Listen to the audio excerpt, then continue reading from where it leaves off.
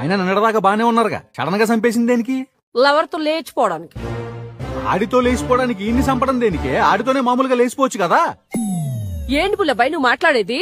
ఒక ఆడపిల్ల, మంచి కుటుంబం నుంచి వచ్చిన పిల్ల, మంచి మర్యాద తెలిసిన పిల్ల, మూడు బ్రతుకుండగానే ప్రియుడితో లేచిపోయిందని ఒక మచ్చ తన మీద పడితే తట్టుకోగలదా? కనీసం పెళ్లికి ముందాన్ని ప్రేమిస్తున్నానని పేరెంట్స్ తో చెప్పుండొచ్చు కదా. ఎంత ఈజీగా చెప్పేసా పుల్లబ్బాయి. భయభక్తులు, కట్టుబాట్లు, పద్ధతి పాళ్ళ మధ్య పెరిగిన పిల్ల తల్లిదండ్రుల దగ్గర నిలబడి నేను ఒకటి ప్రేమిస్తున్నానని ఎలా చెప్పగలదు పుల్లబ్బాయి?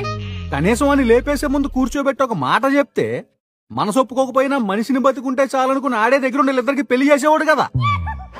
ఎన్ని యుగాలు గడిచినా, ఎన్ని తరాలు మారినా మా ఆడవాళ్ళ మనసు మీ మగాళ్ళకి ఎప్పటికీ అర్థం కాదు. ముగుడే దగ్గరుండి వేరే వాడికి పెళ్లి చేశాడంటే రేపు వాడు సొసైటీలో తలెత్తు తిరగలడా? తాళి కట్టిన మొగుడు నలుగురిలో నవ్వుల పాలు కాకూడదనే కదా వాడిని లేపేసింది. అంటే ఏ యాంగిల్లో ఆలోచించినా చంపడం తప్ప వేరే దారే కల్పించట్లా. లేదు, we don't have a choice.